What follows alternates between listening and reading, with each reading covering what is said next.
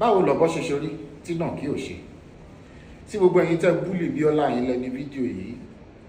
Nígbà tí Bíọ́lá ṣe fídíò tó ṣe interview pẹ̀lú bàbá Ìjẹ̀ṣà, gbogbo yín jáde wàràwàrà. Ẹkẹ́nu bò ó, ẹni ó ṣe interview. Lẹ́yìn ẹ̀ ni Ayéfẹ́lẹ́ ṣe interview fún mi ò wá ìtí rí fídíò kankan mú. Ó di ṣẹlẹ̀ o, ẹ̀yin èèyàn wa, ẹ gbìyànjú kí ẹ gbàdúrà fún Yínka Ayéfẹ́lẹ́ bí àwọn èèyàn sì ti ń jáde wá dragi arákùnrin yìí lórí ọ̀rọ̀ ohun pẹ̀lú Bíọ́lá Adébáyọ̀ àti bàbá Ìjẹ̀ṣà bí ó ṣe lọ ṣe interview pẹ̀lú bàbá Ìjẹ̀ṣà tí wọn ò jáde fún, tí a rò pé gbogbo rẹ̀ ti tán síbẹ̀ ni àwọn èèyàn ti ń jáde fún Yínka Ayéfẹ́lẹ́ báyìí. Ẹ jẹ́ ká gbàdúrà fún, ẹ jẹ́ ká gbọ́ nǹkan tí arákùnrin yìí sọ. It's more than 48 hours. Mi ò tí ì rí fídíò kan ṣo tẹ́ ẹ fi búlì Ayéfẹ́lẹ́. Òun ni mo ṣe pòwe yẹn pé kí lọ̀bọ ṣe ṣorí tí náà kí ò ṣe. Ẹ búlì Bíọ́lá títí ẹni kó delete fídíò ó delete, ẹni kó ṣe apology video ó ṣe apology video débi bí tó bẹ̀rẹ̀ sí ní parọ́ mọ́ra ẹ̀.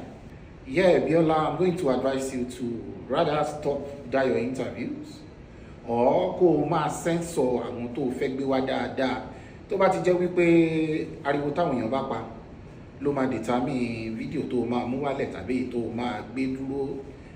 Bẹ́ẹ̀ ni, because why mo ṣe fídíò tí mo kọ́kọ́ ṣe mo sọ mo ní platform ló ní. Ẹ wá ṣe fídíò almost 1 hour àbí ju 1 hour lọ, o ò rántí. Ṣé o fẹ́ sọ pé o kọ gbogbo question sílẹ̀ ni tó túmọ̀ sí wípé o ò capable. So èmi kàn máa rọ̀ ẹ́, mo máa bẹ̀ ẹ́, máa gbà ẹ́ nímọ̀ràn. It's better kó stop interviews yẹn tó ń ṣe, kó ra máa fèsì acting yẹn. Gbogbo ẹni tẹ́ ẹ dẹ̀ ń búlì Bíọ́lá, ẹ lọ búlì Ayéfẹ́lẹ́ náà tó lóun náà bí bàbá Ìjẹ̀ṣà wà náà. Bàbá Ìjẹ̀ṣà à ń gbòòrò máa dìyẹ yín lọ́wọ́ ọkú, ó ní wọn jẹ́ kóun lọ́ra kìtàn lọ jẹun. À ń pariwo, à ń sọ fún yín wípé kẹ́ ẹ dẹ́kun gbogbo interviews tẹ́ ẹ ń ṣe yìí. Ẹ sà, ẹ lè torí àwíjàre kí tọ́wọ́ tán lẹ́nu bàbá Ìjẹ̀ṣà. Ẹ sinmi gbogbo interviews tàbí podcast tó ń pè yín sí. Bàbá Ìjẹ̀ṣà, ẹ fèsì iṣẹ́ yín. Ohun tó ti lọ. Kò sírú àwíjàre tẹ́ ẹ lè wí tó máa jẹ́ kí àwọn tí wọ́n fẹ́ràn yín mọ́ fẹ́ràn yín o. Àwọn tó sì fẹ́ràn yín gẹ́gẹ́ bí mo ṣe sọ. Fún ìdí èyí, bàbá Ìjẹ̀ṣà mo tún pariwo, ẹ gbájúmọ́ṣẹ́ yín, ẹ gbàgbé gbogbo interviews, gbogbo podcast tẹ́ ẹ ṣe kiri o. Anyways, màá tún wá lọ́jọ́ mi, ire o, ó dàbọ̀.